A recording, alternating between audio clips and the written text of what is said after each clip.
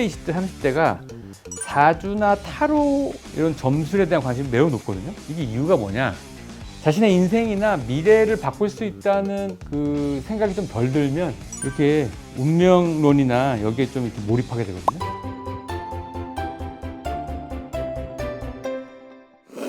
네, 안녕하세요. 브랜드 트레이드 주배 연덕환입니다. 감독님, 저주인형이라고 들어보셨어요? 5월 달에 저주인형이라고요? 그 가정의 달인데 무시무시한 얘기를 제가 들고 왔습니다. 저주인형. 제가 듣기로는 뭐 조선시대 때 뭐 이렇게 예, 집으로 집으로 인형을 해가지고 만들어서 예. 바늘 찌르거나 이런 거는 들어갔는데 그게 맞지만 똑같아 지금. 쿠땡 그다음에 뭐 이런 데 온라인 쇼핑몰 들어가면 팝니다. 싼 거는 한 7,600원, 조금 주면은 11,900원 뭐 이렇게 파네요.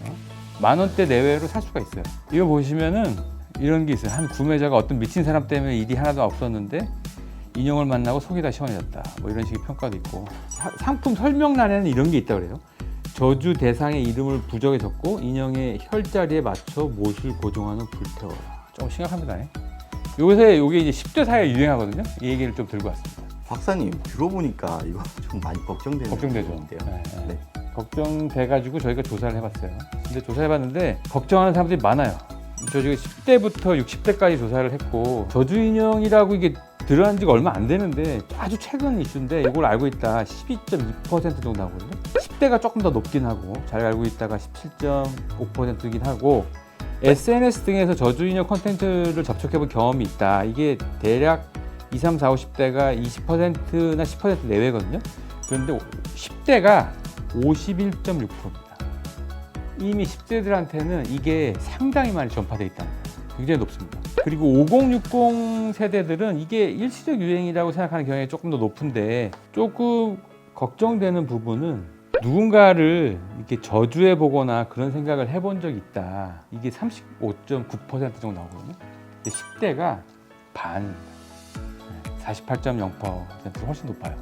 그 두 명 중 한 명은 자기가 뭔가 화가 나거나 부정적 감정이 들면은 이런 식의 태도를 가져본 적이 있다는 거예요. 그래서 저주인형 같은 물건을 구매를 생각해 본 적이 있다. 이 10명 중 1명 꼴인데 13.8%, 이게 10대는 2배 가까이 됩니다. 25%가 넘어요.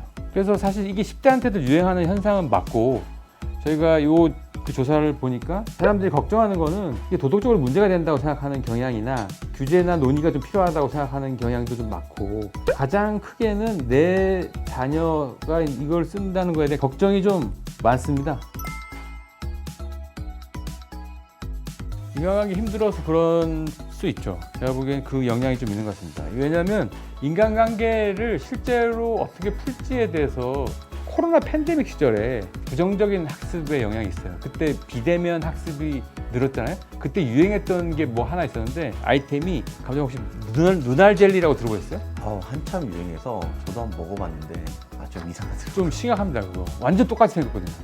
지금 식약처에서는 정서저해 식품으로 규정을 해서 수입이나 판매를 엄격하게 금지하고 있어요. 이 눈알을 앞에 씹어 먹거든요. 그리고 학교 선생님들 얘기에 따르면 소꿉놀이나 무궁화꽃이 피어있습니다 이런 게임 있죠. 이런 게임이 잘 안 된다 그래요. 예전에 비해서.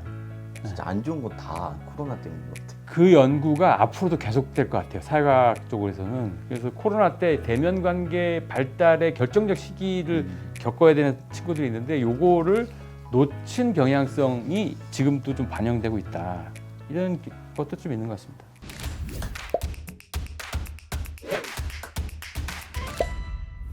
오늘 시사점이 한 2개 정도 있는데, 첫 번째는 인간관계 스트레스를 해소하는 방법이 상당히 미성숙한 방향으로 진행되고 있습니다.